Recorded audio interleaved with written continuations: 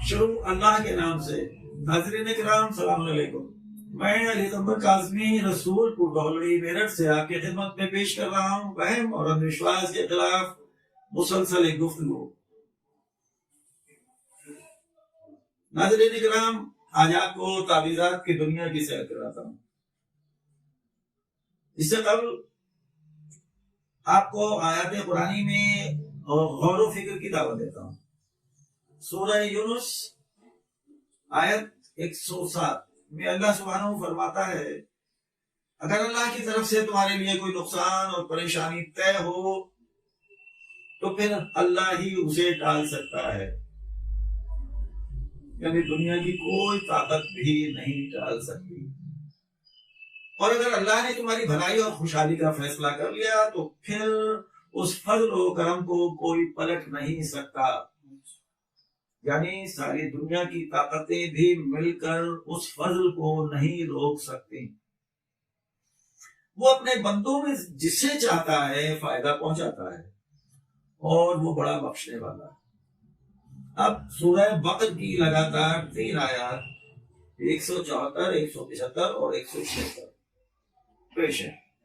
ان آیات میں اللہ سبحانہ فرما رہا ہے، بے شک جو لوگ ان باتوں کو جو اللہ نے اپنی کتاب میں نازل کی ہیں انہیں چھپاتے ہیں اور اس گمراہی کے بدلے تھوڑی رقم وصول کر لیتے ہیں، ایسے لوگ انگاروں سے اپنا پیٹ بھرتے ہیں۔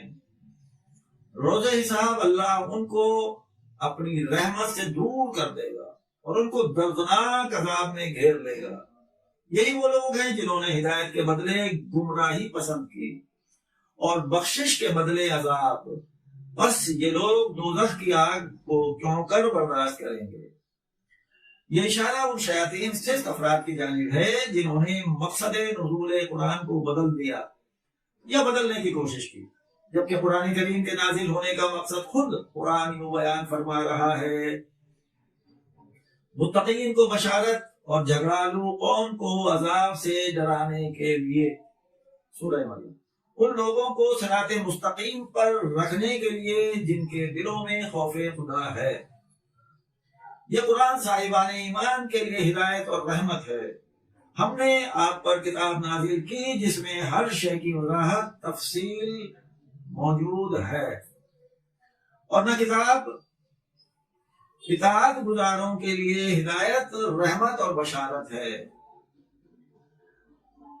اے لوگو، تمہارے پروردگار کی طرف سے نصیحت، روح کی بیماریوں کا علاج، ہدایت اور صاحب ایمان کے لیے رحمت قرآن آ چکا ہے۔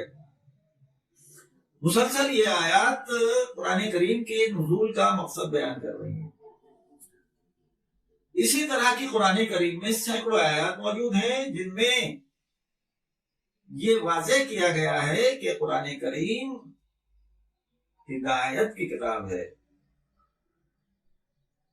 اب اس کے علاوہ روح کی بیماریوں کا ذکر اس میں آپ نے سنا کہ روح کی بیماریوں کا علاج، اسے اگلی کلپس میں تفصیل سے بیان کیا جائے گا۔ مختصر یہ کہ قرآن کریم میں سینکڑوں مقام پر نازل ہونے کا مقصد ہدایت، بشارت، رحمت، نصیحت، حق و باطل میں فرق کرنے والا دستور، قوانین شریعت، قوانین حکمت، واقعات عبرت بیان کیے ہیں۔ سورہ بنی اسرائیل آیت 82 میں اللہ سبحانہ فرماتا ہے کہ ہم نے قرآن میں ایسی باتیں نازل کی ہیں جو مومنین کے لیے شفا و رحمت ہیں اور ظالموں کے لیے صرف نقصان۔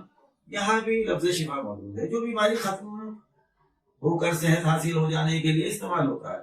قرآن کریم چونکہ روح کی بیماریوں کا علاج کرنے آیا ہے، آیات الہی کے اندر اللہ سبحانہ نے بیمار روح کی شفا کے نقصے جات تحریر فرمائے ہیں کہ جن میں غور و فکر کے بعد عمل کرنے سے شرک، کفر، نفاق، تکبر، حسد، بدگمانی، بدشگونی، چغلخوری، حرص و لالچ، ہوش بکنا، کاہلی، تنگ نظری، مایوسی، بے صبری، خود پسندی، ہوا و ہوس کا خاتمہ ہوتا ہے۔ کامیاب زندگی گزارنے کے لیے صحت مند جسم کے ساتھ صحت مند روح کی بھی ضرورت ہوتی ہے۔ انسانی زندگی میں جس طرح اس کا جسم مختلف بیماریوں سے گھرا رہتا ہے، بالکل اسی طرح انسان کی روح بھی مذکورہ بیماریوں میں مبتلا رہتی ہے۔ خالق اور اس کے نمائندوں نے روحانی بیماریاں دور کرنے پر زیادہ زور دیا ہے۔ اسی لیے قرآن کریم روحانی بیماریوں سے شفا کا نسخہ ہے کہ اس پر عمل پیرا ہو کر وہ جسمانی طور پر بھی صحت مند رہے۔ باقی کل